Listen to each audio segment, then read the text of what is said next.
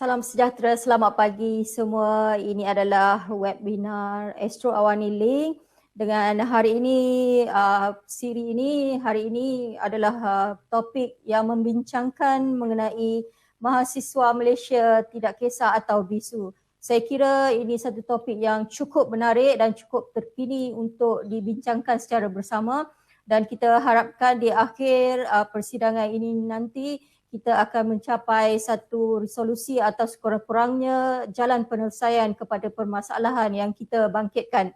Dan baik, sebelum bermula kita nak terangkan sedikit mengenai technical arrangement ataupun isu-isu yang berkaitan dengan technical, di mana selamat datang ke platform webinar Astro Awani.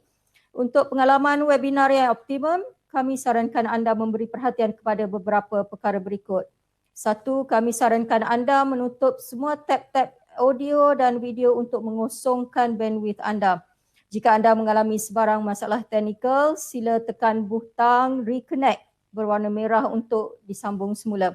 Dan kami mungkin akan menjalankan undian semasa webinar berlangsung dan anda dijemput untuk mengambil bahagian melalui tab di skrin anda.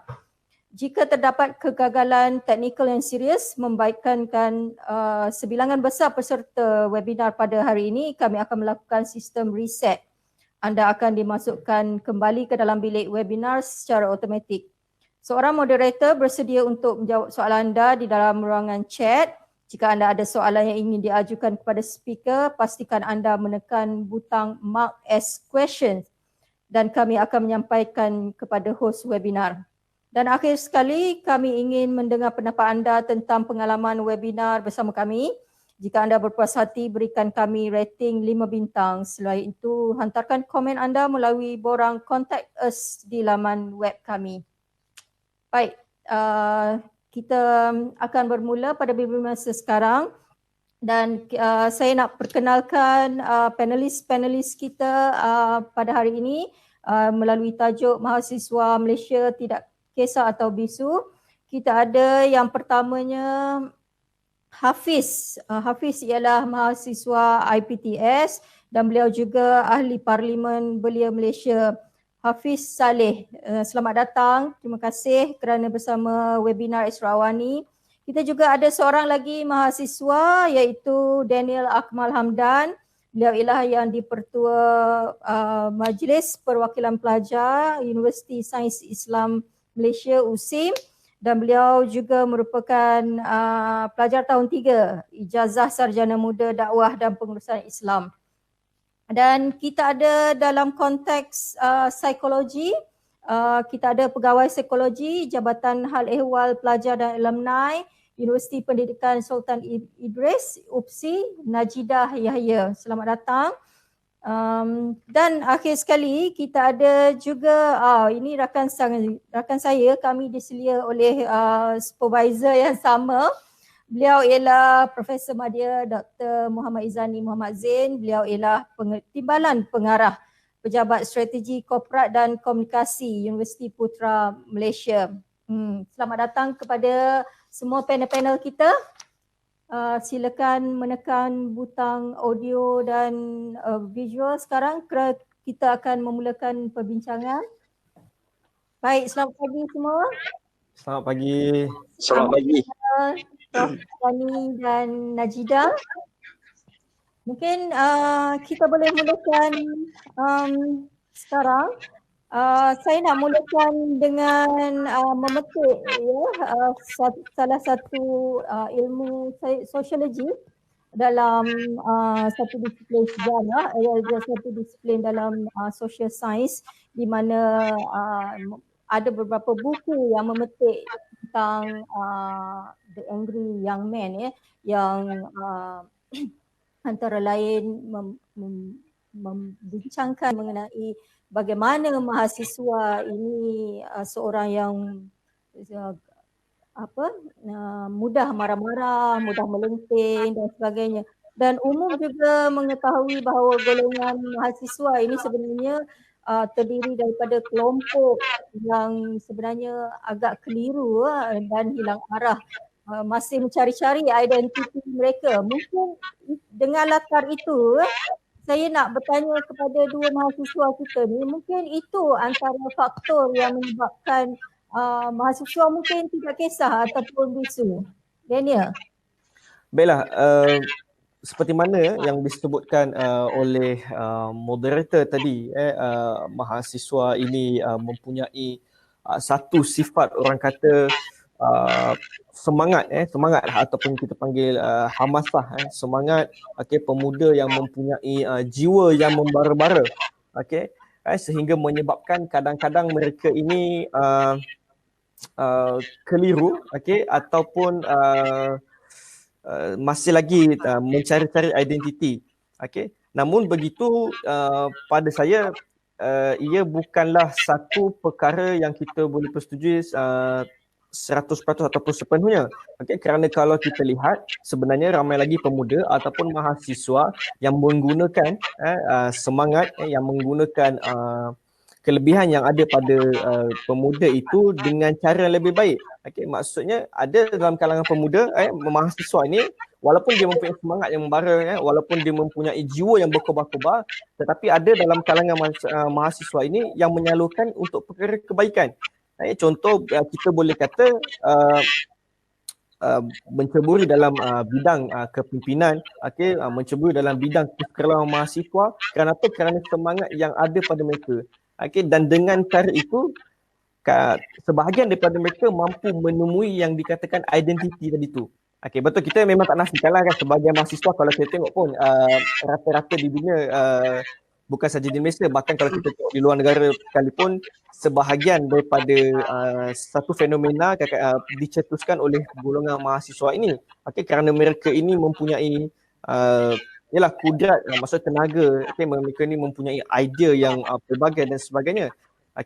Namun dalam masa sama kita juga tidak boleh menafikan banyak ataupun ramai lagi pemuda mahasiswa yang sebenarnya mereka ini sudah mendapat ataupun sudah mempunyai identiti masing-masing, terutama sekali apabila berada di alam Menara Gading ataupun di universiti lah. Saya fikir begitu. Dan juga pemuda ini, mahasiswa ini, kalau kita tengok di Malaysia, saya fikir pemuda kita di Malaysia masih lagi orang kata dalam keadaan yang terjaga. Maksudnya masih lagi melakukan sesuatu perkara dalam batas-batas dan juga dalam norma sebagai mahasiswa. Kita yang tu kita sendiri boleh nampak, ramai mahasiswa kita yang terlibat di dalam kesukarelawan. Kalau di IPTA ataupun IPTS kita ada Yayasan Sukarelawan. Jadi perkara-perkara tersebut, saya rasa platform tersebut yang menjadi satu medium untuk mahasiswa ni menyalurkan ataupun menggunakan semangat yang ada pada mereka itu. Jadi saya rasa cukup itu saja. Mungkin kita boleh dengarlah pendapat Hafiz pula macam mana. Kalau kita melihat IPTS ini ibaratnya satu rumah tetapi berbezanya bilik dan pandangan dan ideologi dan sebagainya. Sebab mahasiswa IPTS ini, kalau kita katakan hebat pada nama, gah pada nama, tetapi realitinya seperti mana IPTA juga. Kita boleh merasakan bagaimana denyut mereka, yuran kos sara hidup yang tinggi, yuran mahal dan internet, kelajuan jalur lebar dan sebagainya. Ini yang menjadi penekanan asas kepada student IPTA itu sendiri. Jadi kalau kita dapat melihat, saya hari ini bukan sahaja menyuarakan suara di peringkat akademi itu sendiri, tetapi saya akan lepas sudah barang tentu isu yang menjadi mainan kepada mahasiswa IPTS itu sendiri. Sebab kalau kita lihat pensuturan IPTS tidak sistematik dan tidak efisien ini menjadi tali ukur kepada beban kepada mahasiswa itu sendiri dalam menghadapi COVID-19 dan sebagainya. Itu yang saya boleh kongsikan kepada doktor, apa yang boleh melihat kepada struktur IPTS itu sendiri. IPTS ini bukan sahaja melihat kepada Majlis Perwakilan Pelajar, tetapi Majlis Perwakilan Pelajar ini merupakan mengikut kepada arus kampus ataupun institusi itu sendiri. Berbeza dengan Daniel, kalau kita lihat Daniel berjuang kerana mahasiswa, semasa menjadi berkempen untuk menjadi Majlis Perwakilan Pelajar pun mendengar keluh resah mahasiswa itu sendiri. Tetapi jika IPTS ini tidak mampu untuk bersuara dan tidak mampu didendangkan, maka menjadi ibaratnya menjadi tali barut kepada kampus itu sendiri saya melihat, dan saya cukup kesal, dan ini yang harus kita menjadi penekanan asas kepada KPT kerana IPTA dan IPTS ibarat dua jiwa berpisah tiada. Itu yang saya ingin tekankan. Ya, ada persamaan di antara IPTS dengan IPTA di situ. Tapi kita tidak dapat menolak bahawa di IPT ataupun IPTA dan IPTS itu di mana ia adalah rumah untuk membentuk supaya mahasiswa itu lebih bukan sahaja menumpukan kepada aktiviti akademik semata-mata, tapi perlu juga kepada aktiviti sosial. Jadi Puan Najida mungkin boleh berkongsi bagaimana kalau misalnya mahasiswa ini boleh dikatakan sesetengahnya yang tidak berminat kepada aktiviti-aktiviti sosial ini, bagaimana pendekatan untuk mengubah ataupun mungkin membentuk mahasiswa ini supaya lebih empati lah kepada tidak saja menumpukan kepada akademik semata-mata. Okey, pada pandangan saya, dalam situasi kita menghadapi pandemik, ini adalah the best time untuk kita menggerakkan mahasiswa ataupun yang terlibat dengan kampus untuk memuhasabah diri supaya melibatkan diri dalam aktiviti-aktiviti sosial. Kita tahu pelajar mahasiswa di universiti dah tertakluk dengan aktiviti-aktiviti di kampus. Masa tu mungkin ramai yang hanya menyertai aktiviti-aktiviti kampus, aktiviti kesukarelawanan, aktiviti sosial, dan mereka membuat tu atas dasar keperluan. Tapi bila tiba time pandemik, masing-masing lost, tak tahu nak buat apa. So inilah masanya sebenarnya mahasiswa untuk memuhasabah balik diri, sebab bila kita berada dalam pandemik, kita terkesan. Bila kita terkesan, wujud rasa empati yang sangat tinggi, sebab mungkin yang terlibat adalah ahli keluarga kita, kawan-kawan kita dan juga komuniti terdekat dengan kita.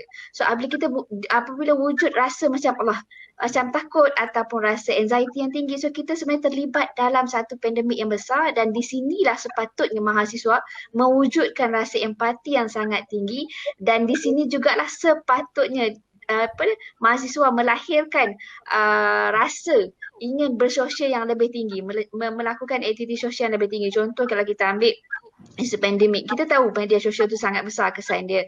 So mungkin boleh diusahakan beberapa usaha.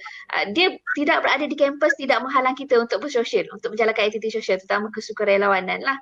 So mungkin pandangan saya, apa yang boleh mahasiswa buat, macam mana nak bentuk diri tu, kita cuba untuk usahakan sesuatu yang kita boleh memberi manfaat pada orang yang memerlukan semasa pandemik. Contoh kita ambil, kalau kita buat usaha untuk collect derma untuk yang terlibat dengan pandemik, untuk terlibat yang COVID ni, so kita salurkan dengan cara yang tak perlu bersemuka sekalipun. So sebenarnya mahasiswa ni banyak ruang dia untuk buat aktiviti sosial, sama ada di kampus ataupun di luar kampus, sama ada di dalam isu pandemik ataupun di luar isu pandemik. Isu pandemik yang berlaku sekarang ni, saya nampak satu peluang yang sangat besar kepada mahasiswa untuk banyak terlibat dengan aktiviti sosial. Mungkin bagi setengah pandang, kita kena duduk rumah je. Yes, betul. Mungkin duduk rumah itu banyak benefit yang kita boleh ambil, kita banyak input dapat, dan bila kita banyak input dapat, kita sebenarnya lagi banyak boleh kita buat aktiviti sosial dari rumah, ataupun kita usahakan sesuatu dan cara pelaksanaan dia mungkin boleh disesuaikan dengan keadaan semasa. Itu pandangan saya. Saya nak ke Dr. Izani selepas ini, tapi saya nak ke Daniel dahulu. Sebab apa yang diperkatakan oleh Puan Najida itu tadi ada asasnya kalau kita relate kepada situasi terkini di mana gelombang kedua ataupun gelombang terbaru COVID yang menyebabkan penangguhan pendaftaran pelajar. Di mana agaknya peranan dalam hal ni, dalam peranan MPP dalam menyelaraskan ataupun menunjukkan sekurang-kurangnya keperhatian kepada pelajar, pendidikan pelajar itu sendiri, kerana MPP ini saya melihat semasa awal COVID-19 melanda negara kita, mereka melakukan peranan yang luar biasa dengan memberi kebajikan, menguruskan bas, mencari derma dan sebagainya. Tetapi apabila berlaku yang terkini di mana ada isu mengenai penangguhan pelajar dan sebagainya, ia agak terjejas di situ. Di mana agak silapnya dah, ataupun mungkin ada yang boleh tambah baik dari segi respons dan reaksi dan sebagainya. Daniel. Okay, baiklah. Terima kasih moderator, para panel dan juga penonton yang secara langsung ini. Baiklah, Majlis Perwakilan Pelajar. Bila disebutkan saja Majlis Perwakilan Pelajar ni, kita perlu tahu asasnya ditubuhkan, citranya diwujudkan Majlis Perwakilan Pelajar ini adalah untuk menjaga kebajikan pelajar. Okay, sama ada di universiti awam ke, IPTA ke, IPTS ke, bahkan kolej komuniti, politeknik dan sebagainya. Bila kata saja Majlis Perwakilan Pelajar ini asasnya bukan sebab kerana kebajikan. Okay, kerana ini menjadi kebajikan. Okay. Dan juga bagaimana kita melihat pandemik COVID-19 yang melanda negara kita ini, kita melihat satu perkara yang saya fikir kadang-kadang kita pun tak sangka kita boleh buat begitu. Maksud MPP, kami sesama MPP kadang-kadang kami tak sangka kami boleh buat, rupanya kita boleh buat lebih daripada ni. Yalah, mana kan tidak. Okay, bila pandemik COVID melanda, universiti diarahkan tutup, penangguhan sesi pengajian dan sebagainya. Dan pada ketika itu pula sepanjang 2-3 bulan pelajar yang berada di rumah sewa, terkandas di rumah sewa, mereka tak boleh keluar dan sebagainya. Itu menjadi satu batu loncatan ataupun menjadi satu titik tolak bahawa nak mengatakan bahawa MPP ini memang sememangnya tugasan hakikatlah untuk memberikan kebajikan pelajar, dan juga bagaimana platform kepimpinan yang ada dalam Majlis Perwakilan Pelajar ini perlu dimanfaatkan oleh semua ahli Majlis Perwakilan Pelajar ini untuk memberi manfaat kepada mahasiswa. Kalau kita tengok ada semua MPP di seluruh Malaysia hampir melakukan kerja yang sama. Bagi makanan, sarapan, tengah hari, kemudian malam. Dan pada satu ketika bila mana kita mempunyai satu fasa untuk menghantar pelajar-pelajar ni pulang, bagaimana kita melihat MPP ada yang tidak tidur sehingga 2 hari, 2 malam kerana menguruskan data-data pelajar. Maksudnya di situ kita nampak pengorbanan rupanya MPP ni boleh buat lebih daripada yang kita sangka sebenarnya. Dan juga saya tak ingin juga menekankan kepada MPP. Bahkan persatuan-persatuan lain juga boleh memanfaatkan peluang ini. Kan kita ada pelbagai platform, persatuan fakulti, kita ada persatuan anak negeri, kan kita ada berbagai persatuan sukarelawan yang lain, yang saya fikir asasnya inilah peluang untuk kita mencuburi dalam bidang kesukarelawanan bagi membantu rakan-rakan siswa. Dan juga bagaimana kalau kita tengok di peringkat nasional, front-front mahasiswa, contoh saya sebutkan Gabungan Mahasiswa Islam Se-Malaysia, GAMIS, kemudian kita ada PKPIM, kita ada Belia Harmoni. Bagaimana front mahasiswa ini di peringkat nasional, mereka juga mengambil satu inisiatif tanpa bersemuka, iaitu dengan membuat crowdfunding. Kan mereka berjaya, dan nampaklah bahawa mahasiswa sebenarnya mengambil manfaat dan juga peluang, walaupun macam Puan Ajizah cakap lah, ada sebahagian mungkin fikir kita kan pandemik, so kita kena stay rumah. Mungkin ada yang berfikir begitu dan mereka rasa kalau mereka duduk rumah mereka banyak dapat manfaat. Tapi pada saya lebih suka untuk memanfaatkan peluang ini supaya mahasiswa ni kita belajar untuk turun ke lapangan masyarakat, belajar untuk menyantungi golongan-golongan berkeperluan, sebab ini adalah tempoh kita berlatih untuk mengetuai barisan kepimpinan negara pada masa akan datang. Jadi itulah asasnya MPP bila sebutkan saja kebajikan, tidak lari daripada soal itu. Nak tak nak, susah mana sekalipun, sejauh mana ataupun sebesar mana pengorbanan yang perlu dilakukan oleh MPP itu untuk melaksanakan kebajikan pelajar, maka MPP perlu melaksanakannya juga. Itulah, dan kami dipilih, macam saya mengambil kesedaran, MPPUC mengambil kesedaran bahawa kami dipilih oleh pelajar, mahasiswa. Jadi khidmat kami juga untuk mahasiswa.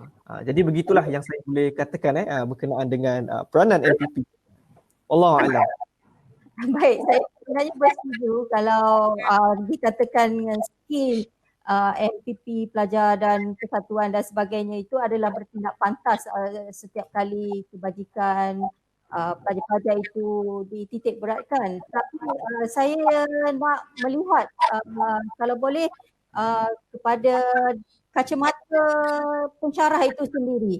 Bagaimana Dr. melihat mahasiswa-mahasiswa sekarang dalam aspek skill ataupun kemahiran-kemahiran mereka untuk lebih empathy ataupun lebih peduli kepada orang lain, tidak sahaja kepada mereka dalam konteks yang apa yang diperkatakan oleh Daniel tadi dari kacamata pensyarah itu sendiri, sebab Dr. Zani juga adalah bekas Majlis Perwakilan Pelajar. Mungkin ada pandangan di situ.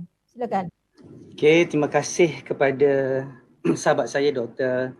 Zulina Riah dan juga rakan panel yang saya hormati dan juga mereka yang mengikuti webinar kita pada hari ini. Saya ucapkan terima kasih dan saya sangat berbesar hati. Sebenarnya apabila saya bercakap soal mahasiswa, ia satu topik yang sangat dekat dengan saya kerana saya pernah bergelar seorang mahasiswa, saya pernah menjadi pemimpin pelajar dan nature pensyarah juga sentiasa bergaul dengan para mahasiswa. Dan saya sebenarnya apabila saya bercakap tentang mahasiswa ni, saya suka untuk kita kembali kepada apakah sebenarnya falsafah dan peranan universiti. Universiti kita melahirkan graduan, jadi apakah kemenjadian graduan yang kita nak lihat? Kalau kita melihat literature kajian-kajian yang bercakap soal penubuhan universiti, sebenarnya universiti mempunyai dua matlamat yang utama. Pertama, graduan itu kita nak lahirkan dia sebagai seorang pekerja, tenaga kerja berkemahiran tinggi, berpengetahuan tinggi, dan yang keduanya good citizen, iaitu warga negara yang baik. Jadi saya nampak mungkin aspek kedua ni kadang-kadang kita lupa sebab bila kita kata kita nak melahirkan graduan, kita ada pelajar, kita selalu bercakap soal kecemerlangan akademik, kebolehpasaran graduan, ke mana pelajar kita akan dapat pekerjaan. Tetapi sebenarnya ada satu lagi matlamat utama penubuhan universiti adalah untuk melahirkan graduan pelajar yang boleh menjadi warga negara yang baik. Warga negara yang baik ini bermaksud warga negara yang bertanggungjawab, yang dapat yang memiliki nilai-nilai murni. Sebab itu saya masih ingat lagi kalau dulu kita bercakap soal modal insan. Kita nak lahirkan modal insan. Tetapi sekarang kita dah beranjak kepada kita nak melahirkan insan, manusia. Kalau dulu modal insan kita relate dengan kita jadikan graduan kita ni sebagai satu bahan komoditi, kan, produk. Tetapi sekarang kita bercakap soal insan, iaitu insan yang memiliki ciri-ciri kemanusiaan, empati dan sebagainya. Jadi saya sebenarnya sangat bersetuju dengan bila Daniel kata peranan MPP menjaga kebajikan di mana MPP berkorban dalam situasi COVID, dan ini sebenarnya satu perkara yang baik. Saya sebenarnya sangat risau bila AUKU telah dipinda, pelajar-pelajar kita sudah boleh berpolitik, politik sudah boleh masuk dalam kampus. Saya khawatir juga MPP ni mungkin dah sibuk berpolitik, dah tubuh cawangan parti politik. Tetapi bila Daniel kata, bila COVID-19 ni MPP UPSI, MPP USIM buat kerja-kerja kebajikan. Jadi saya lega lah kerana teras nilai kemanusiaan itu masih subur dalam pelajar, gerakan pelajar. Sebenarnya saya pernah lah berkhidmat di Kementerian Pengajian Tinggi pada tahun 2009 hingga 2013. Ketika itu saya masih ingat lagi KPT telah menubuhkan Yayasan Sukarelawan Siswa YSS pada tahun 2011. Saya masih ingat lagi ketika itu YSS ini ditubuhkan untuk melahirkan ikon dalam kalangan mahasiswa dalam konteks kemanusiaan. Jadi kita nak hantar pelajar-pelajar kita ni keluar negara, pergi ke tempat-tempat konflik, pergi ke Palestin contohnya. Jadi mereka berbakti dan bila mereka pulang ke negara kita, mereka boleh berkongsi cerita-cerita itu kepada mahasiswa yang lain. Jadi ini sangat penting supaya mahasiswa kita bukan mereka dapat membuka minda, mereka dapat menyumbang. Dan saya juga bersetuju dengan pandangan Puan Nadirah tadi bercakap tentang bagaimana sebenarnya krisis COVID-19 ini sepatutnya menjadi ruang yang terbaik untuk mahasiswa menunjukkan sosok ataupun sisi kemanusiaan. Sebab kita tahu bahawa kerajaan sudah buat banyak perkara, kementerian, universiti, tetapi mesti ada satu gerakan civil daripada mahasiswa, sama ada soal kemanusiaan dan apatah lagi sekarang dalam keadaan di mana pendaftaran ditangguhkan, pelajar-pelajar yang ada di kampus, yang masih di kampung halaman. Jadi saya nampak di sini sepatutnya MPP, pelajar-pelajar, persatuan pelajar boleh memberikan sumbangan yang bermakna. Kita tidak perlu menoleh orang lain, tetapi kita boleh melihat di manakah fungsi dan peranan kita. Dan saya kira ini satu aspek yang penting soal kemanusiaan, kerana kita tak nak melahirkan graduan yang cemerlang dalam akademik, tetapi kontang dalam konteks kemanusiaan. Saya fikir dunia kita sudah sangat memerlukan generasi-generasi baru, anak-anak muda yang empati, yang dapat memikirkan orang lain lebih daripada diri sendiri. Kita tak nak mahasiswa yang sangat self-centered, memikirkan hal peribadi saja tetapi tidak memikirkan keadaan-keadaan di luar. Dan kita di universiti kita ada banyak kurikulum, co-kurikulum, dan di kementerian pun kita ada pelan pembangunan pengajian tinggi yang di mana lonjakan pertamanya bercakap soal mahasiswa yang holistik, seimbang. Tetapi itu tidak akan berjaya sekiranya self-development, pembangunan kendiri dalam kalangan mahasiswa itu tidak dapat ditekankan. Saya kalau dalam kuliah, saya selalu berkongsi tentang pengalaman-pengalaman ini supaya pelajar kita dapat membuka minda mereka, supaya menjadi seorang manusia, manusia yang mempunyai ciri-ciri kemanusiaan yang tinggi dan manusia yang dapat menyumbang, memberi sebanyak-banyaknya, bukan menerima sebanyak-banyaknya. Itu komen saya yang awal, Dr. Azlinaria.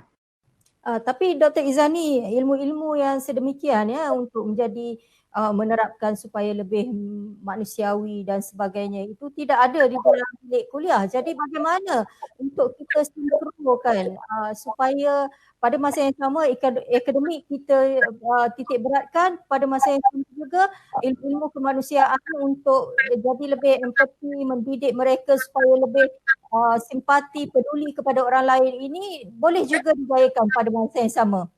Betul, saya bersetuju dengan Dr. Azlinaria bahawa nilai-nilai kemanusiaan ini kita tidak boleh terapkan dalam dewan kuliah kerana dewan kuliah agak terbatas.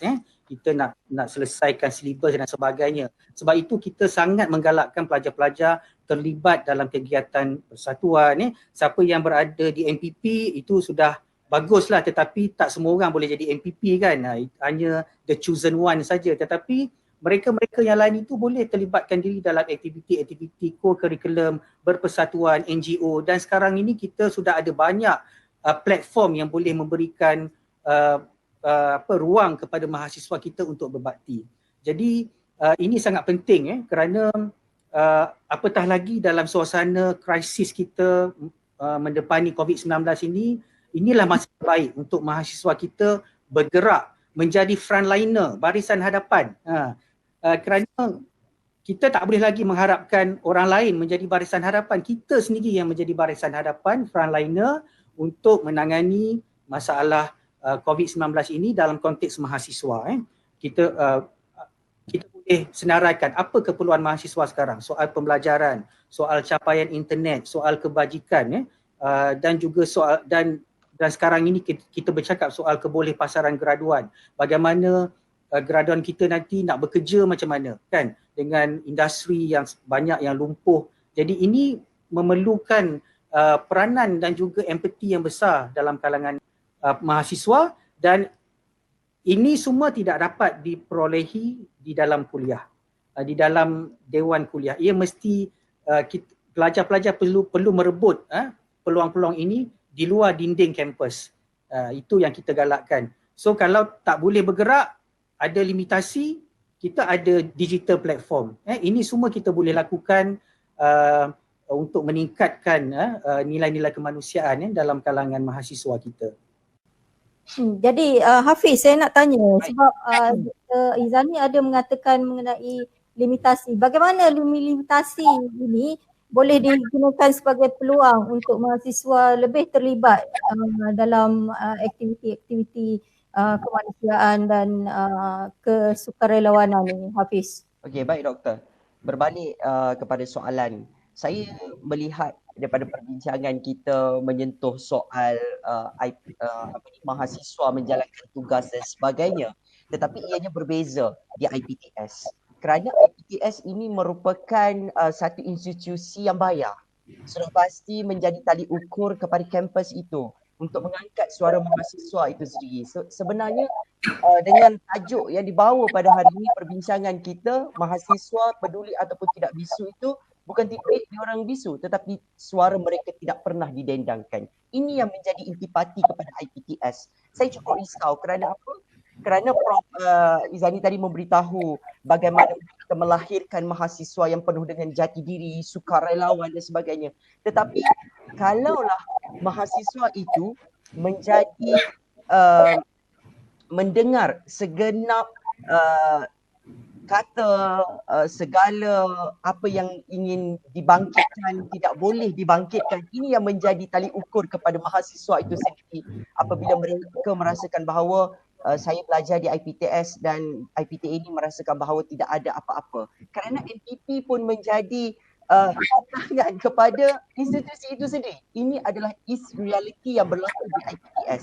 Jadi saya mohon kepada KPP ataupun kampus di IPTS itu mengangkatlah suara MPP itu kerana MPP itu adalah mewakili daripada suara mahasiswa di peringkat akar undi. Sebab itu hari ini saya bercakap memfokuskan kepada voice for the bottom itu sendiri, suara yang tidak pernah didengarkan. Jadi kalau kita lihat di IPTS juga banyak solution yang telah disalurkan melalui sukarelawan, jati diri, kita panggil pelbagai panel yang boleh mengupas soal isu ini. Tetapi sejauh mana keberkesanan ini? Kerana mereka meletakkan bahawa mereka ingin nama semata-mata. Jadi bukan untuk melihat bahawa mahasiswa ini ke arah yang lebih baik, ke arah yang menjurus kepada membawa kepada kepimpinan negara, sebab kita boleh melihat negara hari ini memerlukan mahasiswa-mahasiswa ini untuk masa kini dan masa hadapan juga. Dan hari ini telah kita lahirkan seperti doktor sendiri merupakan mantan Majlis Perwakilan Pelajar. Kenapa doktor berada di sini? Kerana terdidiknya doktor itu lahirnya daripada universiti dengan penuh keterbukaan. Sebab itu saya mohon agar AUKU juga perlu diperkenalkan di IPTS supaya AUKU bukan sahaja untuk berpolitik tetapi suara-suara anak muda ini, suara mahasiswa di IPTS ini menjadi nada kepada IPTS juga, ibaratnya hidup kita ibarat serumpun. Itu sahaja daripada saya. Okey, ada benarnya juga tapi saya nak ambil satu pandangan daripada penonton kita, Firdaus. Kalau boleh disiarkan pendapatnya. Assalamualaikum, bagi saya mahasiswa yang tidak berminat dengan aktiviti kebajikan masyarakat, mereka patut mencari minatnya yang mana boleh meningkatkan ekonominya sendiri. Bagi yang minat berniaga boleh mula sekarang, dan bagi yang minat gaming, they can start streaming and earn revenue. Paling penting sekali kita mesti ada komuniti dan tidak mementingkan diri sendiri supaya perkara ini boleh cepat berkembang dan membangun. Kalau ekonomi terjaga pasti semua akan senang dan boleh membantu orang dengan duit yang ada. Kalau tidak, mungkin dari sudut psikologi ataupun dari sudut counselling, di situ ada relevan dengan kepakaran Puan Najidah. Okey, terima kasih Firdaus atas pandangan yang diberikan, sangat benar, sangat bagus pandangan tersebut. Okey, saya respon pandangan daripada Firdaus. Okey, kita ni manusia ada kelebihan masing-masing. Kita ada kelebihan, kita ada kekurangan. So tak semua orang sama, dia boleh terlibat dalam aktiviti sosial ni dalam satu aspek sahaja. Okey, contoh kita bagi dalam pandangan Firdaus tadi, ada yang tak suka pun terlibat dengan aktiviti sosial, tapi dia lebih kepada bisnes, gaming dia buat. Okey, fine. Pandangan saya, kita kena sentiasa menggunakan sepenuhnya peluang manfaat diri kita kepada orang lain. Contoh, dia pandai gaming. Okay, dia buat gaming, dia buat and then dia dapat income. So why not income yang dia dapat ada portion untuk aktiviti kesukaran walaupun dia tak buat tapi dia bagi ke orang.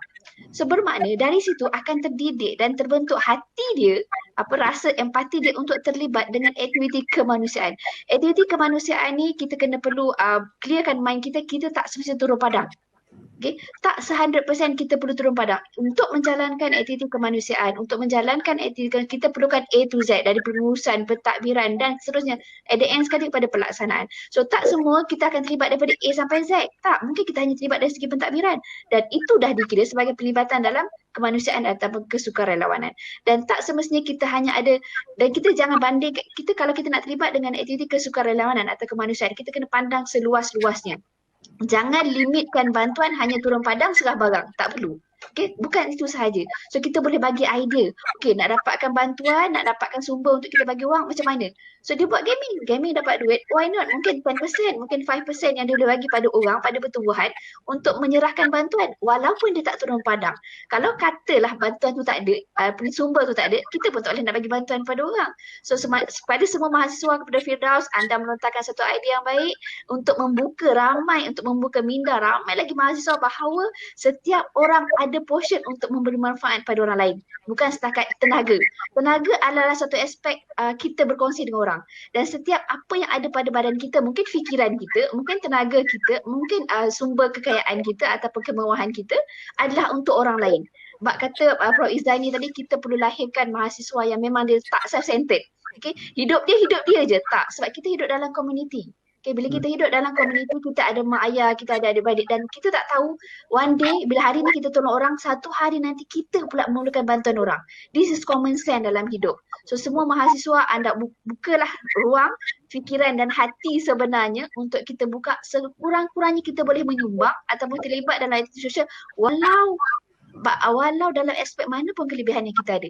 Gaming mungkin yang tak suka, memang saya nampak sendiri di kalangan warga kampus, terutama mahasiswa yang memang tak reti nak bersosial, takut nak berhadapan dengan orang, takut nak memulakan untuk bagi bantuan, takut orang kata dia ni belagak lah, apalah. So tak betul, kita akan berhadapan dengan semua kritikan yang macam tu. Tetapi kalau kita tidak memulakan, sebab saya kata tadi, inilah peluang dan ruang yang kita ada untuk kita memulakan. Kita diuji dengan pandemik yang memang melimitkan kita untuk bergerak. So why not kita datang walaupun kita hanya bagi idea berbentuk paper. Okay, saya cadangkan macam ni. Macam saudara Firdaus tadi hanya melantarkan satu pandangan dan dia akan buka minda ramai orang untuk berbakti ataupun menyumbang dengan kapasiti yang diorang ada. Mungkin hanya bagi idea, mungkin hanya bagi sumber, mungkin kita sedekahkan, kita bagi bantuan macam Pak APP pada awal COVID bagi bantuan makan, kita sumbangkan bantuan macam beras, gula dan sebagainya. Kita tak boleh nak be perfect in kemanusiaan. Kita tak boleh fikir kita nak kena ada duit banyak, kita kena ada harta yang banyak, kita kena ada jadi budak yang pandai dapat CGPA 4.0 untuk bantu orang. Tidak. So dengan diri kita sendiri yang mungkin sekerdil mana sekalipun, kita mampu terlibat dalam aktiviti sosial dan kita mampu memberi sumbangan dalam komuniti, terutama dalam pandemik. Bayangkan kalau kita balik, so saya bagi contoh dalam mahasiswa yang ditangguhkan pengajian. Okay, dia balik kampung. So di kampung dia adalah orang yang mungkin terpilih untuk memulakan inisiatif membantu komuniti dia. Sebab kita tak boleh harapkan orang menteri, kita tak boleh nampakkan yang luar-luar tu nampak keadaan kita. Kita yang nampak keadaan di komuniti kita, so kita kena turun. Kalau kita tak mampu nak buat, okay, kita draftkan paper ataupun cadangan dan kita pergi kepada orang dan bila dia berusaha untuk berunding dengan pihak tu, dan itu adalah soft skill sebenarnya. That's why kalau kita hanya ambil langkah tunggu duduk rumah orang dapat bantuan, sangat tidak memberikan apa-apa keuntungan. Apa kata mahasiswa hari ini kita memulakan walaupun sekecil-kecil usaha niat, dan saya yakin bila niat, bak kata Prof. Izzani, bila niat dah betul tu nanti akan datanglah bantuan-bantuan lain untuk memudahkan kita, untuk memudahkan orang lain. Hidup ni senang kalau kita mudahkan orang, kita terlibat dengan aktiviti sosial, kemanusiaan, insya-Allah saya yakin dan percaya benda tu akan datang balik pada kita. Mungkin kita tak perlu tapi ahli keluarga kita perlu. Itu saja. Tuan Moderator, saya ingin, kalau boleh saya ingin respon juga sikit. Sebab saya juga nak bertanya, mungkin apa yang diceritakan oleh Puan Najidah itu ada berlaku di universiti, di kalangan mahasiswa dunia. Okey, baiklah itulah. Saya setuju dengan pandangan saudara Firdaus. Okey, yang mana kadang-kadang betul mahasiswa dia tak cara lain orang lain cara mereka kan. Kadang-kadang mungkin tak minat dengan kebajikan kemasyarakatan, tapi mereka minat dengan perkara-perkara yang mampu membangunkan diri mereka dari sudut ekonomi terutamanya. Saya fikir perkara ni kita dapat lihat ramai, okey. Terutama sekali mereka yang berada di universiti. Okey, hakikatnya pada hari ini ialah bila berlakunya pandemik, ramai mahasiswa pelajar-pelajar universiti ni yang menceburi dalam bidang e-hailing ataupun penghantaran makanan, terutama sekali dalam Foodpanda dan juga GrabFood. Ini satu realiti di mana macam Puan kita cakap, okey, lain orang, lain kelebihan mereka kan. Kadang-kadang mereka mungkin malu kemasyarakatan, tetapi mereka nak menyumbang dalam sosial. Dan saya fikir bila mereka menjadi sebahagian daripada setelah bekerja sebagai Foodpanda GrabFood, okey, mereka juga sebenarnya secara tak langsung, sedar ataupun tidak, mereka sebenarnya juga membantu masyarakat kan. Kalau tidak, pastikan mereka juga diiktiraf sebagai frontliner ketika waktu PKP awal-awal pada ketika itu. Ini membuktikan bahawa lain mahasiswa, lain orang, lain cara dia. Okey, dan Allah SWT mengingatkan kepada kita, afahasibatum annama khalaqnakum abasa wa annakum ilaina la turja'un. Okey, maka apakah kamu mengira bahawa sesungguhnya kami, yakni Allah, menciptakan kamu secara main-main atau sia-sia? Maksudnya daripada ayat sini kita dijadikan oleh Allah SWT ini bukan perkara yang main-main. Kita diciptakan oleh Allah SWT ini ada tujuan, sama ada kita membantu masyarakat dengan turun ke lapangan, ataupun membantu masyarakat dengan menjadi salah satu orang kata penyambung ataupun yang akan mendapat manfaat, contoh seperti siapa yang mereka berkhidmat menghantar makanan dan sebagainya. Okey, adakah mereka ini memberikan manfaat melalui sekadar melalui cetusan idea seperti Saudara Firdaus dan pelbagai lagi.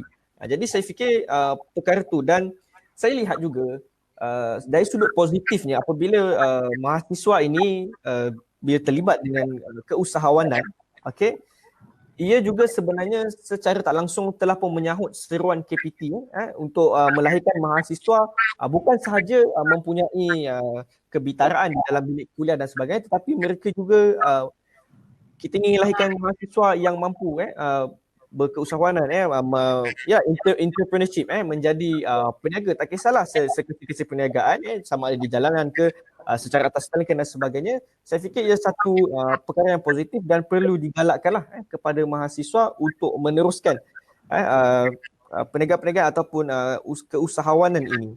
Mungkin doktor, mungkin saya nak tambah. Ya, soalan tadi kan, bagi saya tak kira lah, tak kisahlah mahasiswa kita ni nak terlibat dalam apa juga bidang kan, nak jadi usahawan ke, nak buat gaming dan sebagainya. Bagi saya yang penting ialah mahasiswa kita kreatif.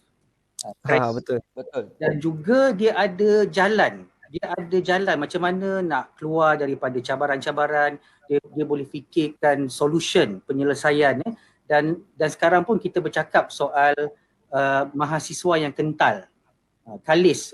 Maksudnya apa juga cuaca cabaran yang datang dia boleh tempuh dengan jaya. Bagi saya apa yang penting mahasiswa kita kena kreatif. Tak kisahlah dia nak jadi apa pun, yang penting dia kreatif, dia boleh menjaga pendapatan, dia boleh tonjolkan bakat dan potensi dia. Jadi itu yang penting. Dia sentiasa memikir ada jalan keluar, ada penyelesaian, ada idea baru yang boleh tonjolkan bakat potensi mereka sebagai seorang manusia yang hebat. Itu tambahan saya lah. Ya, betul. Setuju. Hafiz, nak tambah apa-apa dari segi mahasiswa itu sendiri? Adakah di IPTS perkara-perkara demikian yang diceritakan Puan Najibah itu berlaku di IPTS? Okey, baik. Di IPTS ramai anak-anak muda yang keluar daripada kepompong sebegitu. Saya sangat bersetuju dengan Prof dan Daniel tadi mengenai mahasiswa yang terpaksa mencari solusi yang lain untuk menanggung ataupun sehari hidup mereka. Sebab kalau kita lihat benar, anak muda berhak bertanya apakah sumbangan negara buat aku. Tetapi jangan sesekali kita lupa bertanya apakah sumbangan aku buat negara. Itu yang menjadi intipati kepada mahasiswa IPTS dan IPTA. Saya tidak mahu mengasihkan bahawa IPTS ini sebegini dan IPTS sebegini, tetapi kita adalah sama kerana kita adalah rakyat Malaysia, cuma bilik sahaja yang berbeza dan ideologi kita berbeza. Namun kalau kita lihat zaman ekonomi digital menuntut anak muda mencipta kerjaya, bukannya menunggu dan mencari. Itu yang menjadi tali ukur kepada mahasiswa di luar sana untuk kita sama-sama gerakkan. Dan saya percaya dengan kebijaksanaan mahasiswa yang ada pada hari ini, dengan lahirnya graduan yang berbeza rupa, yang berbeza ideologi, berbeza pandangan, tetapi kita mampu membina negara kita ke era yang lebih baik. Itu saja daripada saya. Okey, terima kasih Hafiz. Saya nak ambil satu lagi soalan daripada peserta kita. Terima kasih Amirul Ikmal Ahmad Rosni.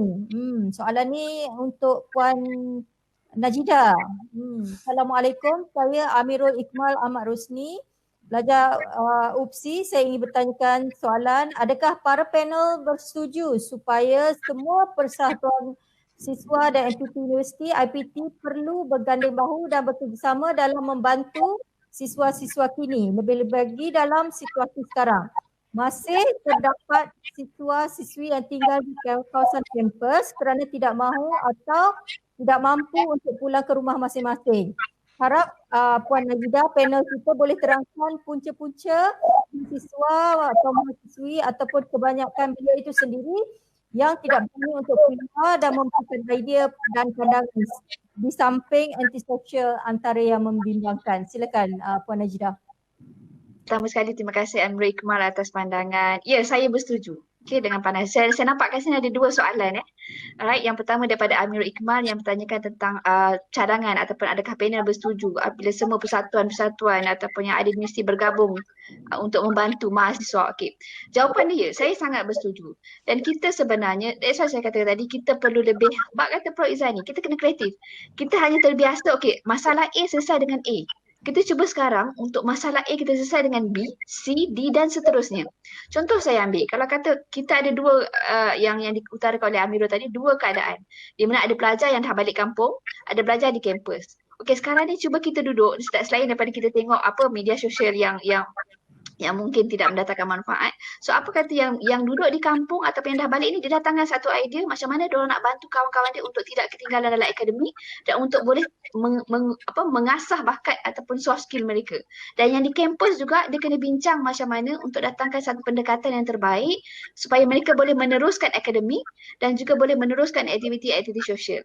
So sekarang ni semua kena, dia tak boleh harapkan, contoh pelajar harapkan MPP je datangkan idea. No, tak boleh macam tu. So apa kata semua mahasiswa ambil peranan walaupun tidak sedikit idea pandangan bagi pada yang berkenaan, and then kita boleh blendkan yang mana yang patut diusahakan, yang mana patut diprioritaskan, diutamakan.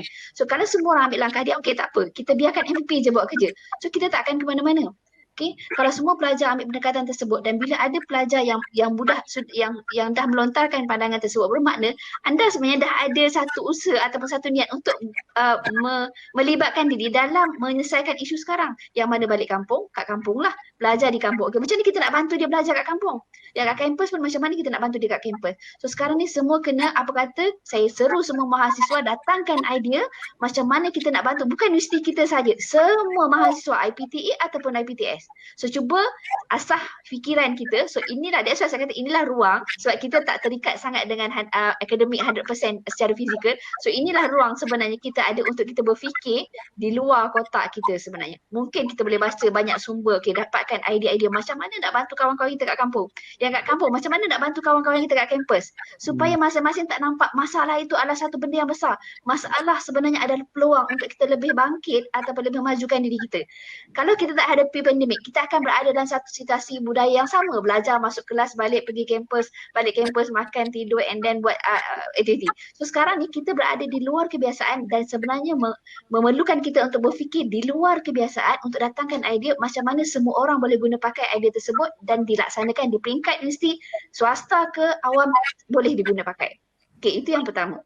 Okay, yang kedua, saya nampak ada soalan tadi ya Doktor ya. Daripada saudara Syukrin, mungkin macam mana nak Terangkan punca mahasiswa kebanyakan Takut. berani. Okey, nak berani keluar. Okey, macam ni lah. Mahasiswa anda dah kira dewasa, dah matang sepatutnya. So, macam mana nak berani ni, cuba mulakan dulu. So, kita tak tahu. Kita tak tahu setakat. Boleh terangkan punca-punca mahasiswa, kebanyakan beliau tu tidak berani untuk keluar. Kenapa tak berani? Macam saya kata tadi, Saudara Daniel pun dah cakap, kita dijadikan ni dah sebaik-baiknya dan memang diberi ruang untuk memanfaatkan diri kita pada orang lain. Kita memang tak boleh hidup seorang-seorang. So kita ada komuniti kita sendiri. So apa tips dia untuk kita berani? Cuba kita bermula dengan diri kita. Tak payah pergi ruang yang besar. Kita nak pergi sosial untuk buat aktiviti kesukaan sampai 2-3 kampung. Tak perlu. Kita start dengan jiran kita sebelah aja dulu. Tak payah banyak. Kita ada mungkin boleh beli nasi sebungkus. Mungkin yang susah. Start dengan yang small thing. Jangan kita impi nak berani ni, nak jadi baik, nak jadi bagus dengan benda yang besar dulu, tak boleh. Saya selalu galakkan pelajar, mahasiswa, you buat dengan perkara kecil. Paling tidak, you naik bas kat kampus, beli gula-gula 5, you bagi driver 2, you ambil 3. So itu dah salah satu tips macam mana kita nak berani untuk bersosial ataupun menjalankan aktiviti kemanusiaan. That's why saya kata kita buat berdasarkan kapasiti kita sendiri. Kalau kita rasa kita boleh buat lebih banyak, lebih bagus. So kalau yang dah balik kampung, you start dengan jiran-jiran sebelah je. Beli roti, biskut, you packing. Nampak? Bila packing, you dah start pentadbiran sebenarnya dan pengurusan. So kita jangan nampak kemanusiaan ni yang turun bagi barang, seabang ambil gambar. No, bukan itu. So you beli barang, bila beli barang, you dah start manage kewangan macam mana. Kata you ada RM50, RM10. So you dah start, takkan RM10 nak bagi ke orang seorang je. Macam mana nak diguna pakai RM10 untuk ramai orang. So maknanya you dah start buat kewangan. Bila kewangan bermakna soft skill pengurusan kewangan dah ada kat situ. So dia automatik akan terbentuk. Sebab tu saya cakap tadi, saya pesan tadi, kalau kita nak buat sesuatu jangan pandang pada kapasiti orang, pandang pada kapasiti kita. So nak berani, you kena mulakan. Gagal tak ada masalah. Gagal itulah yang buat kita nak cuba lagi. Semua mahasiswa kalau you kata you nak you tak pernah gagal, saya tak bersetuju. Saya sendiri pun pernah gagal dalam hidup saya, dalam aktiviti kemanusiaan.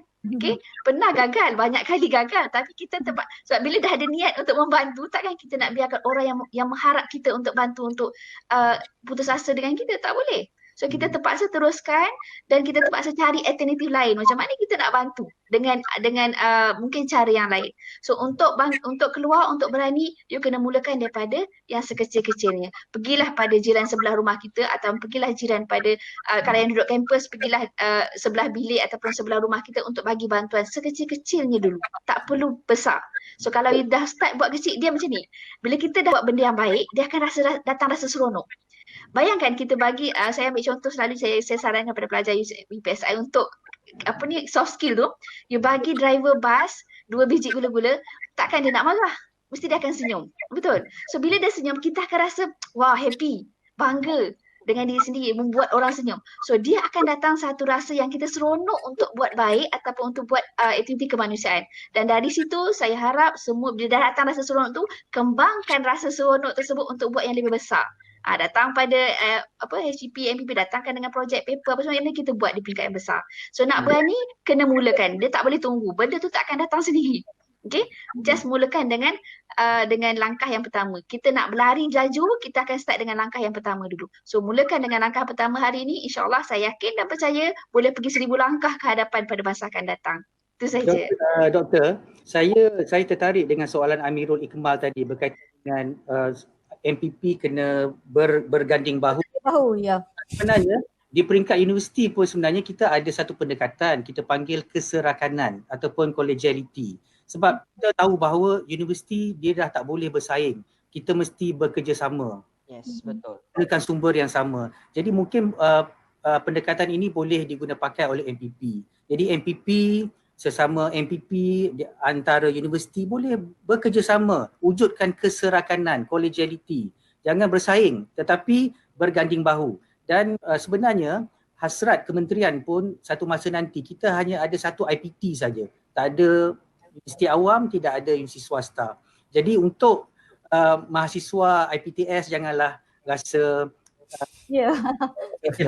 ataupun merasa rendah diri kerana suatu masa nanti kita akan ada satu sistem di mana kita hanya ada IPT saja. Kerana di situ akan wujud collegiality yang lebih baik, dan saya mengharapkanlah kalau boleh MPP ni antara IPTA dan IPTS sentiasa berkomunikasi dan berganding bahu, sebab saya, walaupun saya dulu IPTA, kita juga banyak belajar daripada IPTS, sebab IPTS ni dia lebih berdaya saing, berdaya tahan, sebab dia kena resilient, dia kena survive, tidak ada bantuan kerajaan dan sebagainya.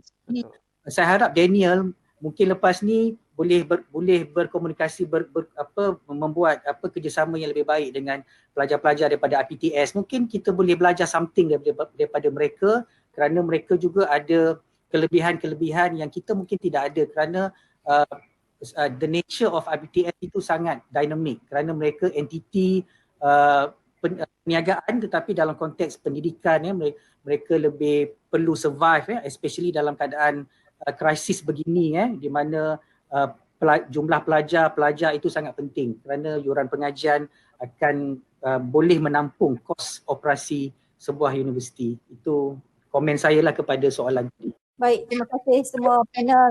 Satu topik yang cukup menarik ya.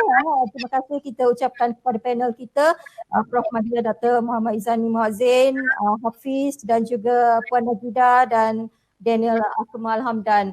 Dan itu saja yang kita ada.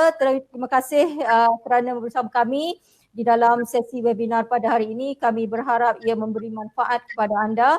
Sekali lagi kami ingin mendengar pandangan dan pendapat anda tentang pengalaman webinar bersama kami.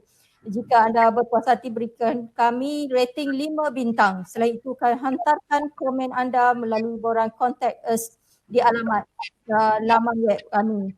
Juga pastikan anda menyertai webinar kami yang seterusnya berjudul COVID-19 Tips Membeli Rumah yang akan berlangsung pada 8 Oktober Khamis 11 pagi dan daftar sekarang.